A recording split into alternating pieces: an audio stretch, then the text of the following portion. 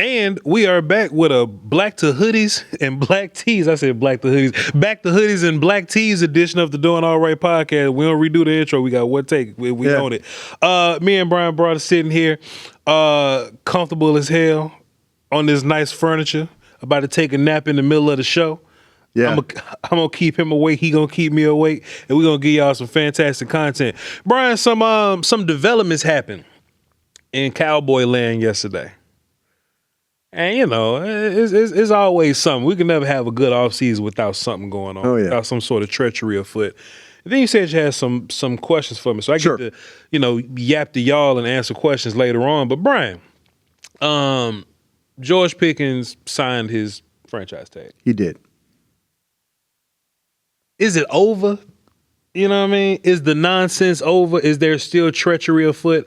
I know that the agent comes with a bag of tricks. Yeah. I don't know how how Micah Parsons was like, oh man, my back just hurting, y'all. Mm-hmm. I was fine a week ago, but unless I get a deal, my back just hurt. Just weird little stuff like that can happen when a player's under contract, or you can get traded when you're under contract. Pickens was not under contract. Right. And he signed his franchise tag, and that looks good on the surface, but he's under contract now. He has a deal in place. Yeah. Is it over? How do you feel? Will he play on the tag this season, or is this just another move for the agent to do some other little goofy stuff to get a long-term deal? It's what I'm learning about. I think the Parsons deal and the Pickens deal are two completely different things. For sure. Same agent. What I'm learning is that sometimes that these agents have companies and they have different people working within the company doing deals. We had a cool little conversation about that. Yeah. Yep. I think that to me, David Mulugeta has his company there in Austin, Texas. Does George Pickens have somebody that's doing the deal separate for him within the company?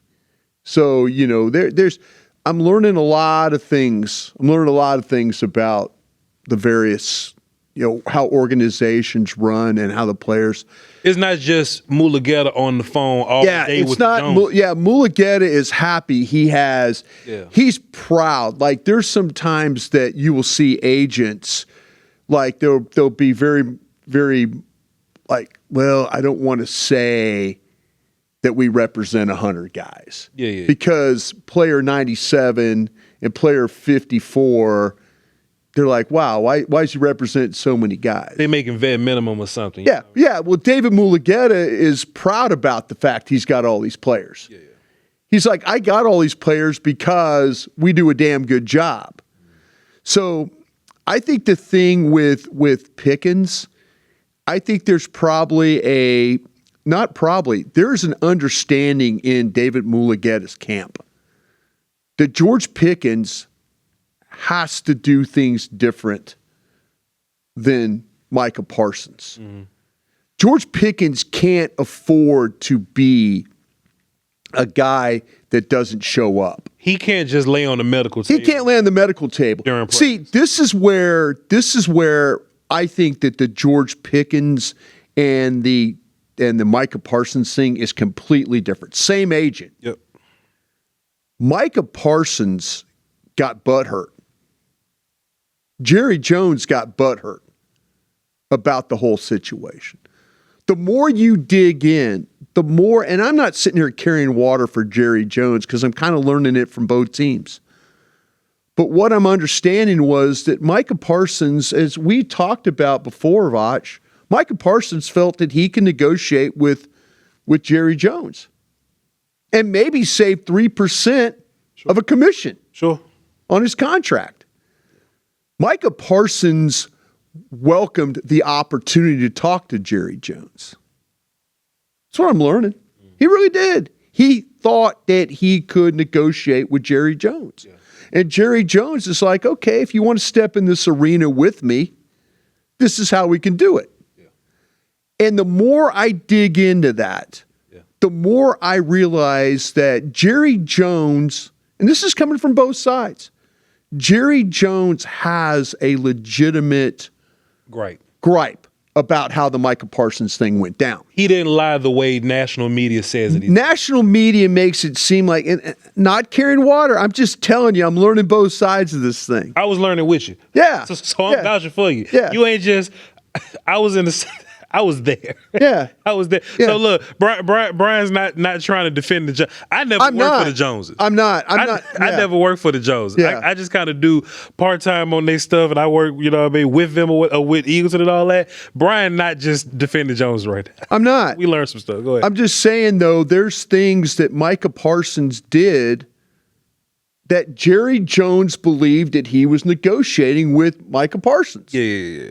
You know, and Micah Parsons chose to step in that arena.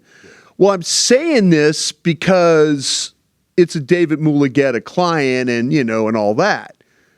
But I'm also telling you that George Pickens on his end, he's got to do better. Mm-hmm. He's got to do better when it comes to being on time, not missing curfew, doing those things. Yeah. They really, listen, Overshown. Did Overshown just sign with Mulugeta and them. Yeah. Okay. Yeah. Do you think that David Mulugeta is foolish enough to think that Overshown is going to get some massive deal? Overshown and Pickens don't have the same leverage as Micah does. Bingo. Overshown hasn't played a whole season healthy. Bingo. Pickens has the reputation involved. Yeah. The bad PR surrounding him or whatever. Right. Whether he hadn't got arrested or not, we even heard some things we learned about Pickens. You know what I'm saying? Yeah. Like, he's a little more tough to deal with in some of these ways. Yeah. And 31 other teams don't find that attractive. Right. So I really appreciate this by the Joneses.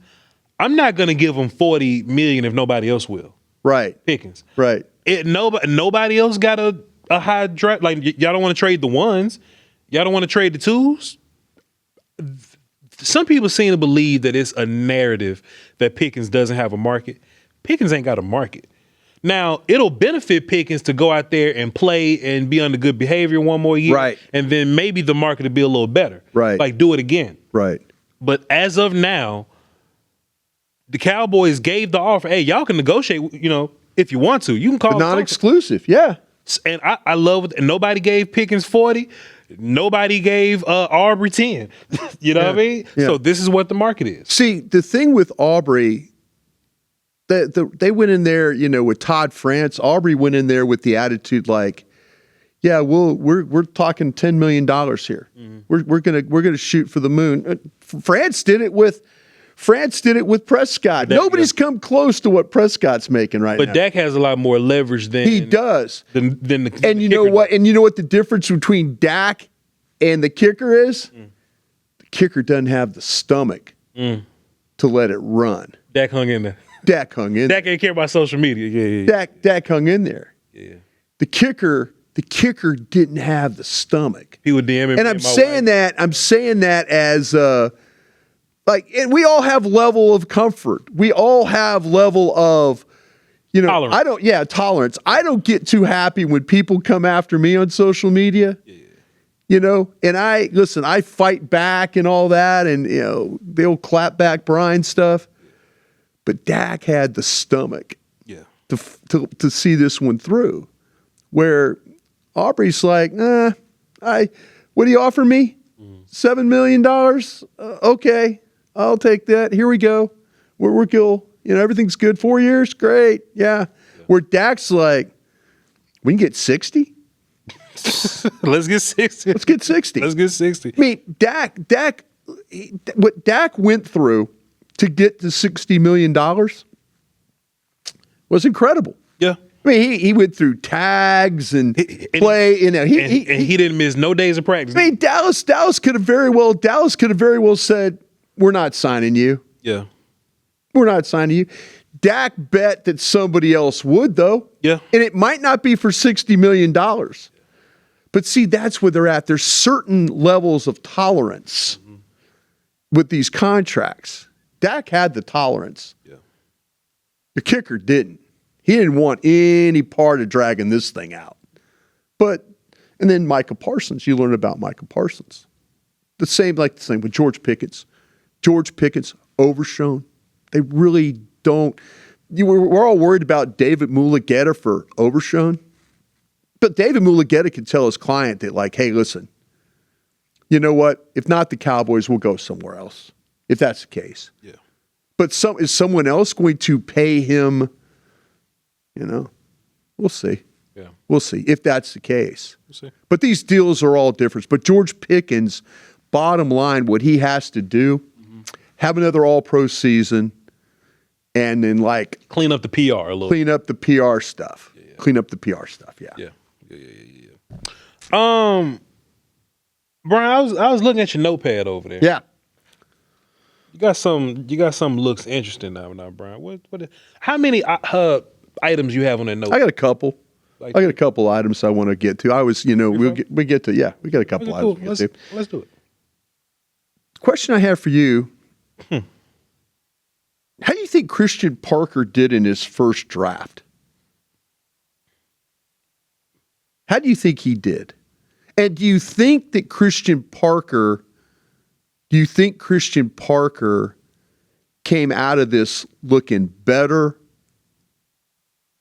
Or is there even more to look forward to with him? Bryan, there's something that we say in my community. Boy, it looked like you just doing anything. Yeah. You just out there just saying anything. Right. You know what I'm saying? Right. A lot of teams draft that way. Mm-hmm. I was looking at Jacksonville. You understand what I'm saying by just look like you doing anything? Oh, yeah. I was watching Jacksonville, right? Just draft. I was looking back. I was like, man, y'all just doing anything right now. Y'all just drafting anybody. You know what I'm saying? Christian Parker, everything seems to fit. All the players that we chose on defense, I even heard that he vouched for some of these guys over some other players. Yeah. I would guess that he was recommended certain edge players, but he vouched for Lawrence because he fits what he wants more. Right. I would imagine that other people wanted different corners. Right. But he wanted a corner that fit his eye. Now, what's Christian Parker's eye? And can we trust it? Right. When we go into the 2027 draft, and I know that they're going to be drafting defensive players, you're going to be asking me, hey, Voch, Christian Parker got a type. Can we trust his eye? Yeah. I think it's safe to say that we can trust his eye. So far, all the guys that we chose, they fit like a glove for what we assume this thing is going to be looking like. We assume that this thing is going to be a lot of movement, a lot of confusion, a lot of calculus, a lot of multiple looks.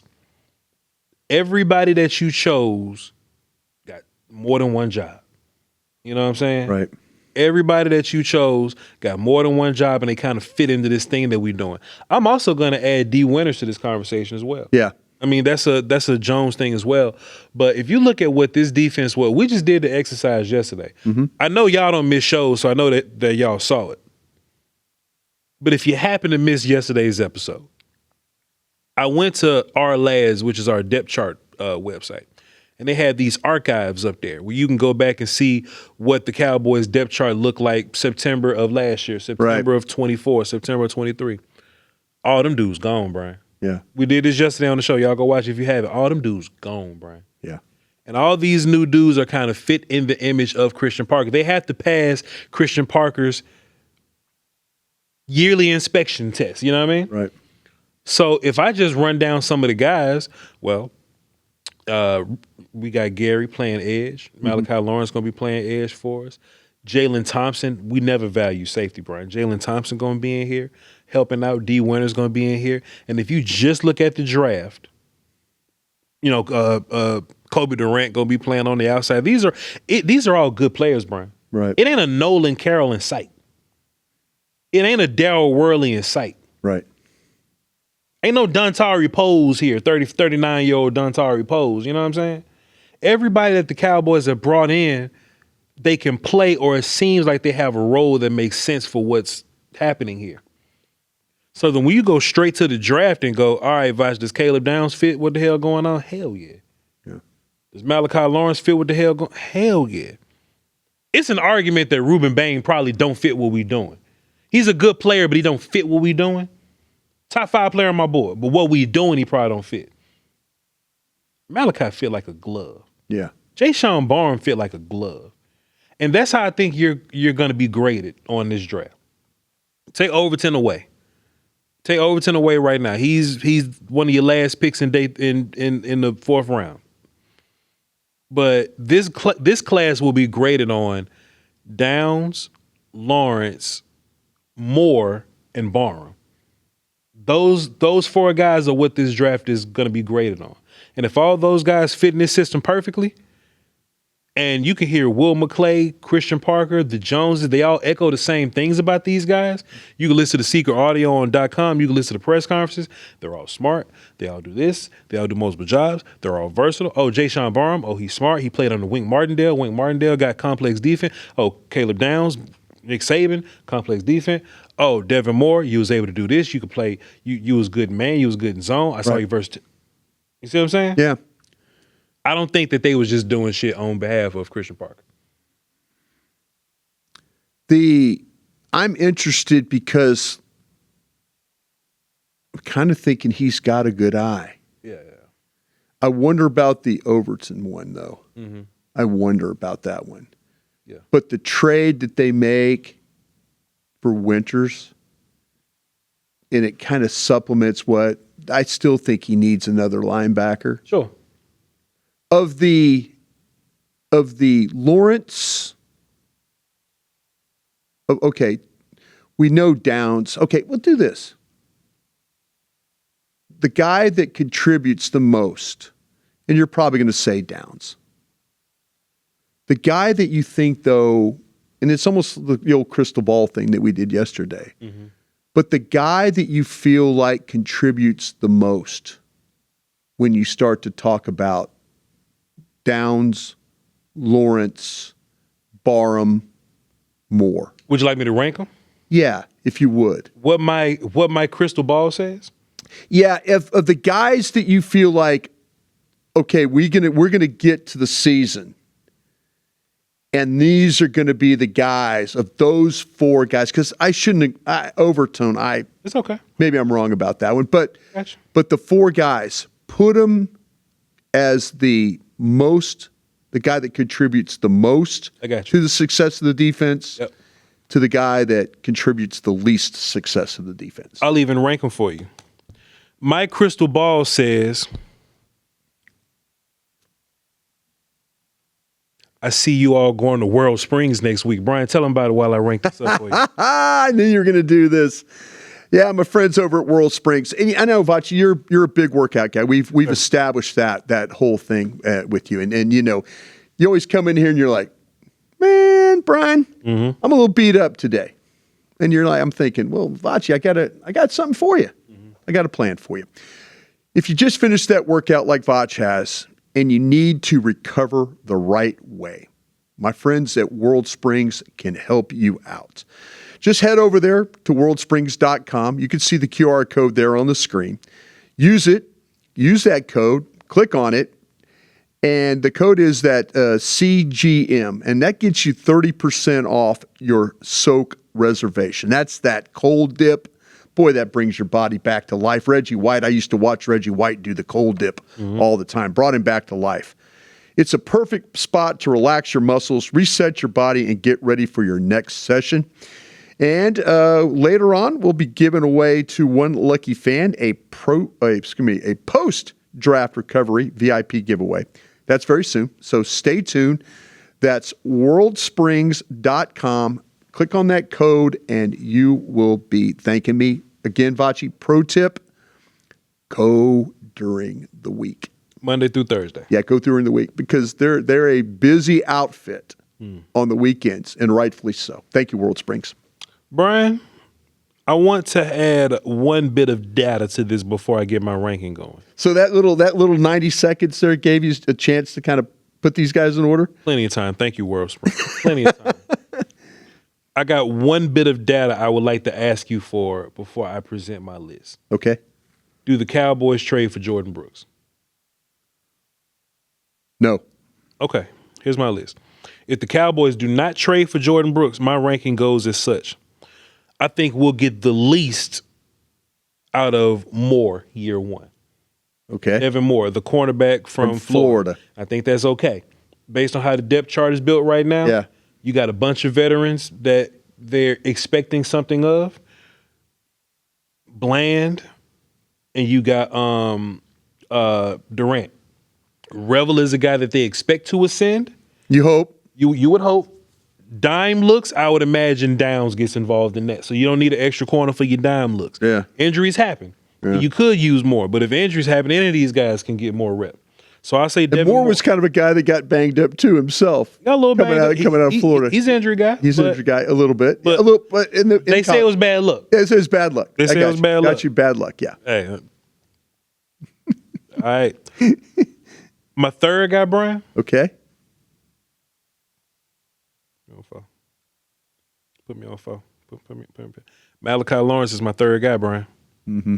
Your second first round pick at 23rd overall is my third get less out of him guy. But I'll tell you why.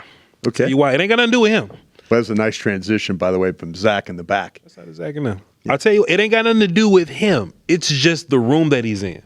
Yeah. The position that he plays, the veterans that are in it right now, the room that he's in. That's the common theme amongst how I rank all these guys. Yeah. Devin Moore probably start, but hey, man, you got guys that can play cornerback right now. Yeah. Malachi Lawrence got Donovan Ezeraku and Rashawn Gary in front of him. Mm-hmm. I do feel like Malachi Lawrence just jumped over Sam Williams. Mm-hmm. If they sign another veteran rush, we don't know if Sam made the team, y'all. Let's just keep it a buck here. We don't know. And we feel like James Houston will be fine regardless, but Malachi will be a rotating member of that pass rush. He won't start, but he'll still get 25 plays a game, which is about what those rotational guys get. Somebody got to come off the field and somebody else got to come on to it. You know what I'm saying? So he's third. If you don't trade for Jordan Brooks, I can see Barn being involved a lot. Yeah. Real early, Bryan. Yeah. And I'll tell you why, more than Lawrence. Because out of all these guys, the linebacker room has the most lack. You know what I'm saying? Mm-hmm. It has the most lack right now. You got D. Winters, you got Overshown. I feel you. Overshown ain't played an entire season healthy yet. Mm-hmm. That's one thing about it. Then there's going to be just room for Barham to play one of those off-ball linebacker guys. But Bryan, I could also see a world where there's a pass rush unit where Barham is on one side and Lawrence is on the other side. So Barham may not get as many pass rush opportunities as Lawrence, but he will get opportunities. And I can see Barham playing teams all day, every day. Right. Because teams exist. I can anticipate a ton of usage from Jayshon Barham as the linebacker and as a pass rush. And I don't think Caleb Downs come off the field, Bryan. I don't think Caleb Downs come off the field. I think depending on the formation that you're in is whether Downs is going to play high or whether he'll play nickel. If it's 4-2-5, he could play the safety on the weak side. Well, it'll be the safety on the weak side or the front side safety or whatever, because it's two safeties technically. One you could treat like a corner or a linebacker. It's however your team decides it. But you got a one high guy and you got two down guys that look like corners, but they're safeties for real. Downs can play either one of those guys. Mm-hmm. Downs can sneak and play some linebacker and dime, because we've seen him do it. I don't think Downs come off the field at all, Bryan. So Downs, Barham, Lawrence, Moore. What you think about that? The question I was going to ask you, man, I'm happy you did this. Are you doing the Lawrence thought because of what you saw from Donovan Ezeraku last year? Is that all of a sudden that you went and you saw a guy like, I know that I was extremely high on Donovan Ezeraku. Here's what it is, Bryan. If Ezeraku didn't evolve as a run defender, he'd probably be your third edge right now. Right. But Donovan Ezeraku took leaps in evolving as a run defender. We didn't expect him to be a run defender. No, not at all. We didn't expect not to that level. So if Donovan is only a pass rusher, if he's a pass rusher and he's bad at run defense, then you throw him in the James Houston category. Mm-hmm. Ezeraku might be the third guy. And Lawrence will get the nod because he's the first round guy, and they'll probably throw him in the water. And your front line probably looks like Lawrence and Gary. Yeah. But Ezraku did so much as a runner. I think the pass rush will come to him naturally. He's already a natural pass rusher. I think the ball is going to come out less quick, so he'll get more opportunities to get to the passer there, Bryan. But I think him making those leaps as a run defender solidifies Ezraku as a starter. I kind of wonder because, man, I feel like I'm not going to say got burned, but people keep telling me that these edges don't have production. Because Pierce had double-digit sacks last year. When they're young, they normally don't. Yeah, when they're young. But you do get some of these guys that jump out and, like, surprise you a little bit. Yeah. Donovan Ezraku didn't get a bunch of sacks, but he got a bunch of pressures. Right. Got a ton of pressures. You know what I'm saying? And that's with the ball coming out quick. I would imagine that he's going to be in his next level body. He's going to be a little bigger, stronger. Coming off the injury, though, right? He definitely coming off the injury, but he's lifting. Yeah, I know. You can see, yeah. He definitely lifting. Yeah. And he's working with BT Jordan there, so that's good news there, too, as well. But I think Donovan Ezraku I think the run defense edges him out versus Lawrence a little bit. I'm surprised you maybe didn't think a little bit more about Moore. I thought a ton about Moore. But the only problem with Moore is this conversation. But you're doing it because of numbers. This conversation is largely based on the room it's the room. Yeah. So not only do you have cornerbacks competing with cornerback spots, right, but you got safeties that can play in those cornerback spots. Right. So you're saying the level of contribution, it's going to be tough to get Moore on the field. I do think Moore jumps directly in front of Weezy Bridges and Kalen Carson. Sure. I think he jumps. We've determined that all those guys have got 1 foot in the parking lot. It's ball game for one of them. Yeah. And look, Bridges can go back to your practice squad. Nobody want reason, respectfully. Weezy Bridges' market isn't robust in that way. I believe he was undrafted. Yeah. And that'll tell you something else too, Bryan. We went to war with 2 undrafted corners last year. But I think Reddy was a 7th round, and one was a 7th round, the other was undrafted. And that's what we went to war with. I think the Cowboys would be totally different in that way. I don't think there's a big push to keep Bridges. You could cut Bridges and he'll be back on your practice squad. You'll have him. You know what I mean? But I think Moore can. If how about this, Bryan? This one angle can change things. That's going to ask you because the trade made a difference for you? The trade? Well, if they made the trade, you asked me about trade. Well, how about this? I'm going to get to that. Brooks. I'll get to that. With Devin Moore, if Bland isn't as healthy as we hope he That's kind of what I was wondering, too. If Bland isn't as healthy as we hope he could be, Devin Moore got a shot now. Yeah. You know what I'm saying? Right. Revel, we still got to see him play. Right. But Christian Parker didn't draft Revel.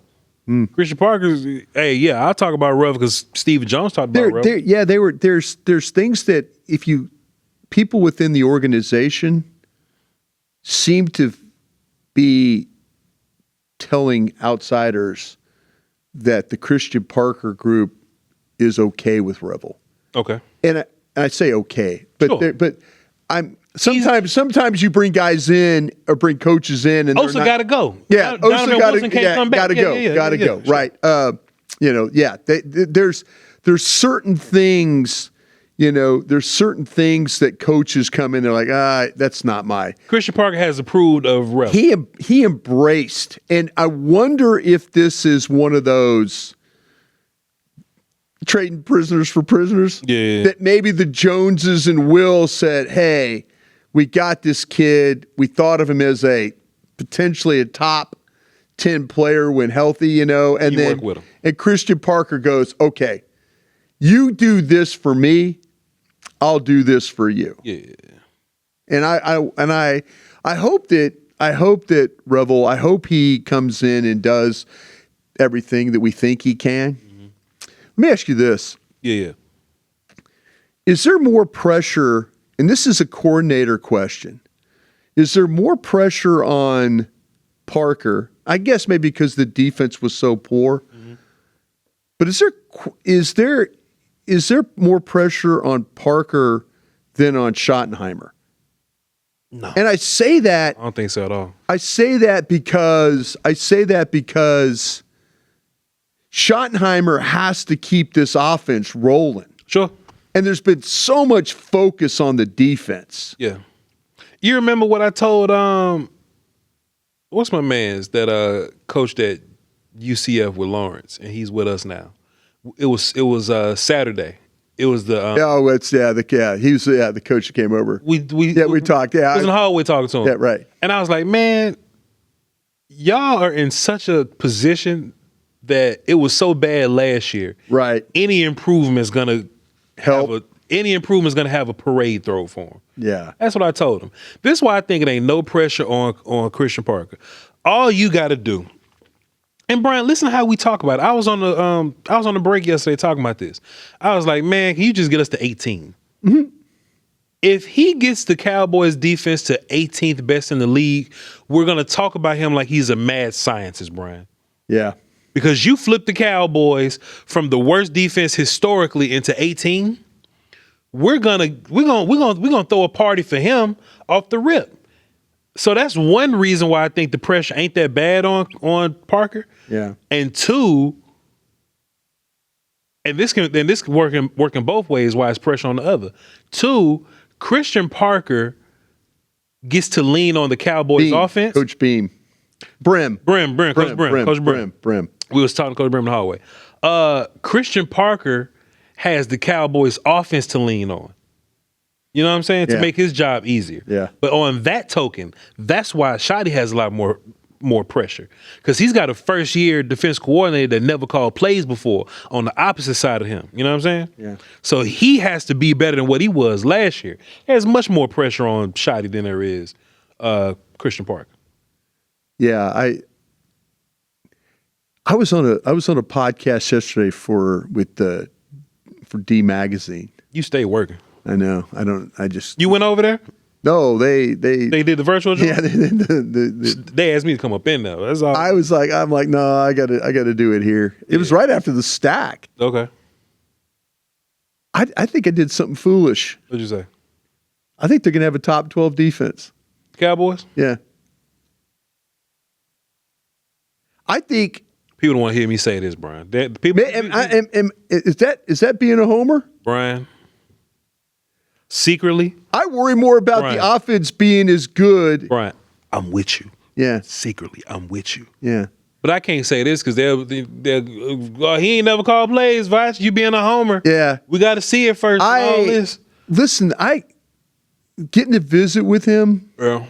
See, the plan sounds good. The dudes in that room got a lot of faith in Christian Parker. They do. The coaches and the scouts. They do. We talk to them. They do. They got faith in that dude. They really do. And I don't know if it's because Christian Parker is a smooth talking. He looked like a cool, you know. Like what I mean? He comes rolling in. He's got the J's on. You know, he's kind of like Voch. Yeah, he's just kind of rolling in there, and you're like going, man, this guy. It's like he's selling us on the idea. Oh, Bryan, this thing is either going to be a disaster or it's going to be incredible. Please. This is a one and done. I hope not, man, Bryan. I'm so encouraged. I mean, one and done. I asked him the question at the combine. I said, "Is next defensive coordinator on this staff?" Yeah. And he didn't hesitate. Yeah. He said, "Yeah." Yeah. He knows that if he. I'm just saying, and I asked you this question because I wanted your opinion of what he did his like first year. Now we weren't in the room with him, but everybody's talking about. It always seemed like funny too. It was always like when Schotty was like to get the guy on the phone, to get the player on the phone. Hey, CP. He was always somewhere else. He was always somewhere else. Gallivanting with the people. Yeah, he's not. Yeah, he's doing the man of the people guy. Did you hear what Simon said? Coach Simons? Yeah, Simon says. That's hilarious. Coach Simons was like, yeah, man, I actually like that I get to coach linebackers for like a year or two, and then I'll go back to calling plays. Yeah, I'll go back to calling plays. That's what he said. That's what he said. On the day 3 coverage. Yeah. I think they know, Bryan. Yeah, I think they know. I think they know. I think if this thing turns into what we're hoping that it could be, he's not going to be here long. Yeah. Chris Parker not going to be here long. Yeah. And that's the game. That is the game. The thing about him is, though, that I just feel like I think there's so much pressure on Schottenheimer. Yeah, it is. Because everybody, the expectations are, oh, the offense is going to be fine. Mm-hmm. And you feel like you fixed the defense, but defense only way to go is up with them. Also, too, Schotty's the head coach. Yeah. Schotty's the head coach, so that matters. Bryan, let me ask you this. Yeah. And we're gonna leave after this, Bryan, because this a good tease for tomorrow. If it's I don't know, we'll see, Bryan. Is there a situation? I'm totally speaking out of turn right here, but this is whatever, Bryan. Is there a situation where this thing, how it plays out next year, the defense is phenomenal. Yeah. But the offense doesn't live up to what. Oh no! Hold on. And then this turns into we need to fire Schotty and hire Christian Parker as a damn head coach. Do you think it turns into some mess like that? Who's that? Yeah. We don't want to lose Christian Parker. You don't want to lose that guy. Yeah, we don't want to lose Christian Parker. If he's the one, they did it with Dan Quinn. No. They did it with Dan Quinn. But that's Dan Quinn. They did it with Dan Quinn. Dan ain't had clout like this. We were all worried about. Oh, Bryan. We were all worried about losing Dan Quinn with Mike McCarthy. Bryan, Dan ain't had no buzz like this. Dan ain't had no clout like this. In that building. They love Dan Quinn. You should hear how they talk about man. Oh, I know. Bryan, we saw the looks on their faces. Oh, I know. We was talking to him in the hallway, man. I know. They were just like, yeah. Listen. Yeah. I mean, I saw it. It happens all the time. If one side of the ball is doing really, really well, and the other side ain't, and the other side of the ball happens to have the head coach as the guy, and you don't want to lose a guy, we might figure out that Christian Parker is this guy. If he's him, you got to talk about it. You just can't let that dude go. Boy, you're being so reckless. Right? This is hard, but Bryan, what you want me to say? Yeah. What you want me to say? It's post-draft. We got a lot to talk about before the season starts. Oh, we do? I'm being incredibly reckless, Bryan. But if this dude... We're going to remember this show then. Yeah, we are. We're going to remember this one. Yeah. But by the way, our 150th show yesterday. Yesterday was show 150? Yeah. Jacob got to remind me of when these kind of shows happen. So I just noticed it because I went on Spotify. Oh, okay. I looked at Spotify. Yeah. Shouts out to you for 150 episodes, man. Yeah, you too. Thank you. But Bryan, if Christian Parker comes in this thing, and let me just be a reckless fan for a second. And you don't want to lose him? I don't want to. Bryan, if this thing gets stupid, if the defensive side of the ball is noticeably stupid, we got to talk about it. And they're interviewing him. They're talking about you would say they have success. 30 Max Schotty, please. Say we have success. Say we have success, and you're going. What success? Conference championship. First year? You can't get rid of the head coach. You go to the conference championship. Can't do that. You ain't get us there without CP. He ain't get us there without CP. Shit, walk off. Shit, he ain't get us there without CP. I don't know, Bryan. I don't want to be reckless, man. You are reckless. You've already put it out there. I'm just but we did Jacob, this. We did this whole thing with Miss McCarthy. I mean, it's like I'm with you. I'm like, and I'm listening to them. I'm listening. I'm hearing whispers about, boy, the scouts really like Dan, and they really like working with him, and he gets us, and all. You hear all that stuff. But we done heard some shit about CP the last couple of days, though, Bryan. We've heard some shit about CP the last couple of days. Yeah. And he gets downs. Yeah. And you pair that with the shit that we've heard about Downs the last couple of days. Yeah. I don't know, man. You kind of threw it out there that Downs, we need to maybe tap the brakes a little bit. I take it all back. Downs a Hall of Fame. Give him his jacket right now. Oh, ladies and gentlemen. Oh, y'all gonna eat me up in the comments on this. It's all right. It's all right. I'll tell you what, I'm gonna go on record because I read the comments too, and thank you everybody out there that put them on 3 if you're on record. Go ahead. Yeah, I mean, thank you guys seriously for your comments. Really appreciate it. And thank you for watching. I think people are going to be in your camp. I'll make that prediction. Okay. I'll make that prediction. But man, it's going to be hard to move on from Schotty. It's gonna be tough. If that thing turns into division, you win the division, you win a first round game, you find a way to get this thing to the championship game. Yeah, that's going to be a hard. And we're going to be sitting there talking in December. Yeah, it's like, whoa, it's Christian Parker. He's amazing. You worried about losing him now?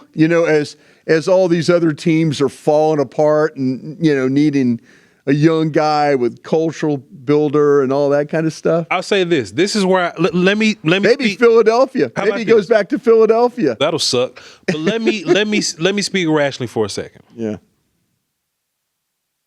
If you do get to some semblance of the promised land, right? Schotty built it though. He did. To be fair, he did. And if they interviewed all those defensive guys. If Schotty found a guy that can do it, yeah, he maybe could do it again. He'll do it again. See, that's what I'm saying, and I wonder if Simons or Ryans or like one. See, of those this is the what we have to do at training camp is we have to watch these guys work. Watch the coaches, yeah. Watch the coaches coach, and you see which one of these guys looks like he has that makeup. Yeah. You could do. But if CP turns this thing around where it's a top 12 defense and you're pushing to get the head coach knocked out of here.